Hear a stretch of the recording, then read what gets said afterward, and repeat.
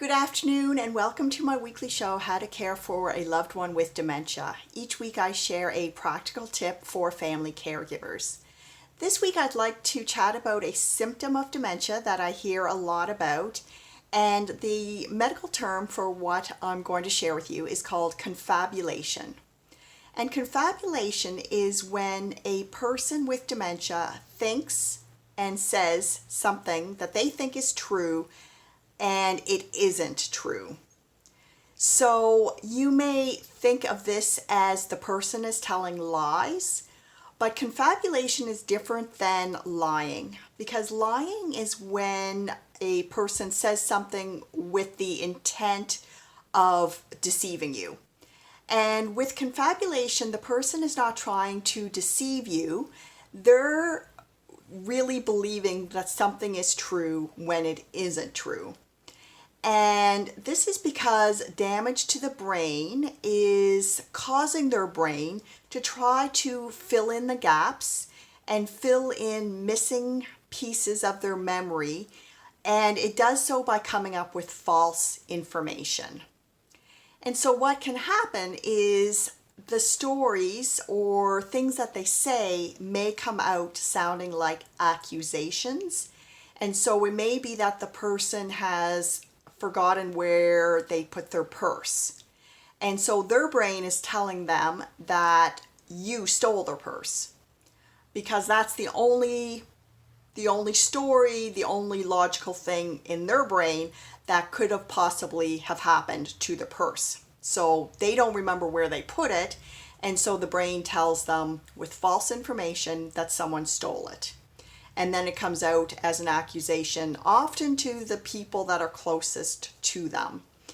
Or another example might be, my dad used to talk about how he walked home from Nova Scotia, from New York City, back home to Nova Scotia. So it can sometimes come out as the most outrageous types of stories or statements that you think, that's not true, that's obviously a lie. But again, it's not a lie. Somewhere in their brain, there's pieces of information that they're trying to connect, and they're trying to connect the dots. And in order to connect those dots, the missing pieces get filled in with misinformation. Okay, so the tip here is don't try to convince them otherwise. Don't try to show them evidence to the contrary. Don't try to, argue or defend yourself if you're on the receiving end of these accusations. It can obviously be really tough to be accused of something, but if you understand that it's changes to their brain due to their illness of dementia that's causing this to happen. So again, the motto is to connect, not correct. And two words that can go a long way if it is a situation, that can get tense. If you're being accused of something, then two words are, I'm sorry. I'm sorry, this shouldn't have happened. Can I help you find your purse?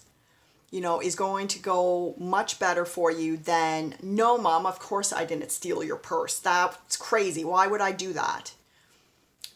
So being able to pause, listen to the person, empathize that of course they're angry, the purse has gone missing, accept that the accusation is not personal, it's not meant to hurt you, it's simply their brain trying to work in the best way that it can with the brain damage that is taking place.